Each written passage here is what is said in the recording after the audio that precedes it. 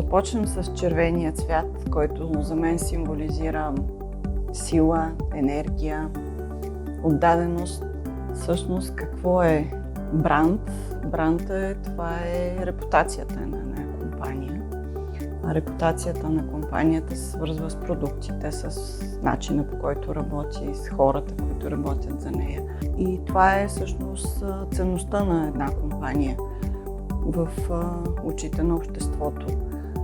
АББ е световен лидер и това привлича неминуемо хората, съответно ги задържа. Аз съм от 10 години в компанията. Тази година всъщност се навършва 10 години и продължавам да се гордея с този бранд. В АББ постоянно се случват нови неща.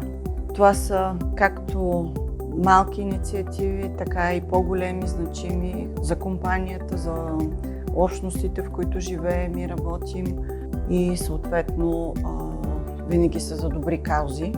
Но от миналата година насам си мисля, че всъщност това, което най-ме впечатлява в АББ е, че компанията успя да съхрани бизнеса, успя да създаде едно спокойствие у хората, че имат сигурност в работата си и най-вече да запази тяхното здраве максимално добре, както за тях, така и за семействата им.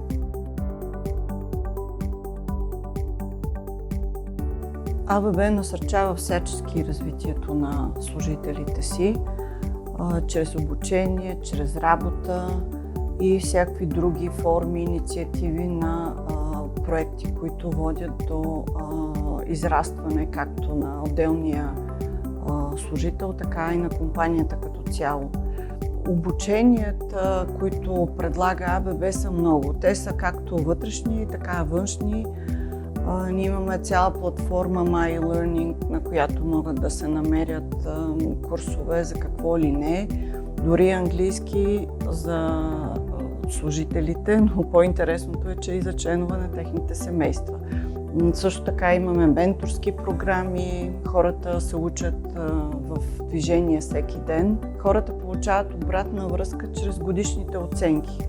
Това ги насочва от какво се нуждае компанията и съответно те могат да съобразят своите лични интереси и инициативи с нуждите на компанията.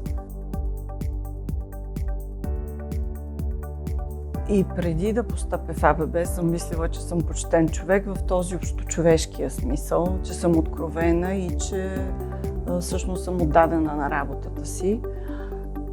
След като дойдох в компанията, всъщност разбрах, че това са принципите и ценностите, които самата компания изповядва, така че това ме кара да се чувствам на правилното място.